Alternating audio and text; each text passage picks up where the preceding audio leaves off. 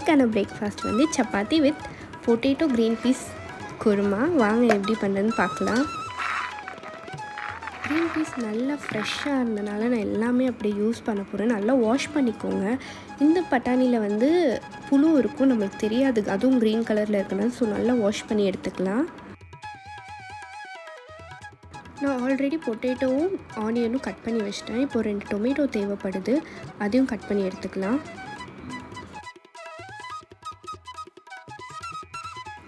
குட்டி குட்டியாக சாப் பண்ணி எடுத்துக்கிறேன் டொமேட்டோஸ் எல்லாத்தையுமே.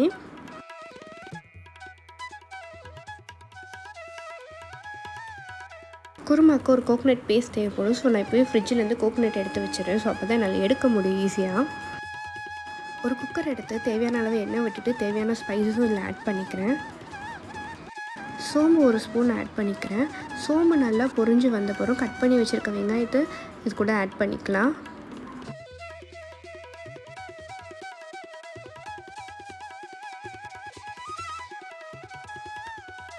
வெங்காயம் வதங்குறதுக்காக உப்பு கொஞ்சம் இப்போ ஆட் பண்ணிக்கிறேன். நல்லா கலந்து விட்டுக்கலாம். சப்பாத்தி மாவு முன்னாடியே பிசைஞ்சு வச்சுட்டேன். அது நல்லா இப்போ சாஃப்டாகிடுச்சு. வெங்காயம் நல்லா வதங்கி வந்தப்பறம் இப்போ கட் பண்ணி வச்சுருக்க 2 தக்காளி இது கூட சேர்த்துக்கிறேன்.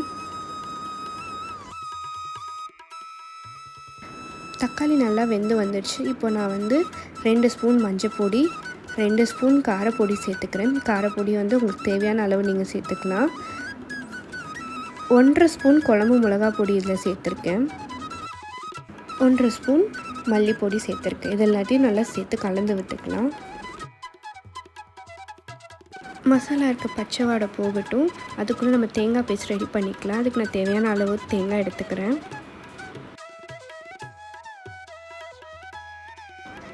1 ஸ்பூன் சோம்பு, 1 ஸ்பூன் கசகசா எல்லாத்தையும் சேர்த்து நல்லா அரைச்சி பேஸ்ட் ஆக்கிக்கலாம். இந்த மாதிரி பேஸ்ட்டாக வந்த பிறகு தனியாக எடுத்து வச்சிடலாம். மசாலா நல்லா வெந்துருச்சு. இப்போ நான் கட் பண்ணி வச்சுருக்க பொட்டேட்டோவை வந்து கிரேவிக்குள்ளே ஆட் பண்ணிக்கிறேன்.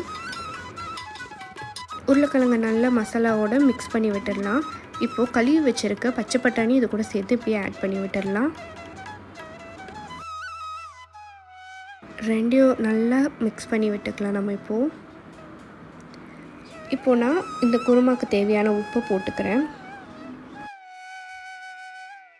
விசில் விடுறதுக்காக 3 கிளாஸ் தண்ணி ஊற்றி வேக வைக்க போகிறேன் இன்றைக்கி. இதை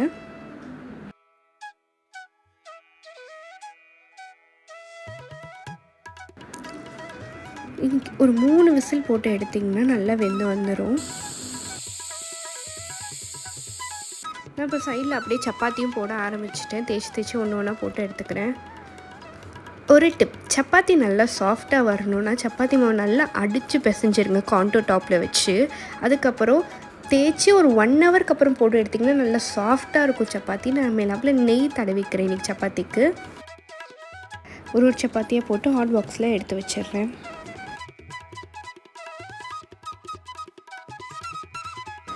இப்போது குக்கர் விசில் அடங்கியிருக்கும். நான் ஓப்பன் பண்ணி விட்டு நல்லா கிண்டிக்கிறேன். இப்போது நம்ம அரைச்சி வச்சுருக்க தேங்காய் பேஸ்ட்டு இதுக்குள்ளே ஆட் பண்ண போகிறோம்.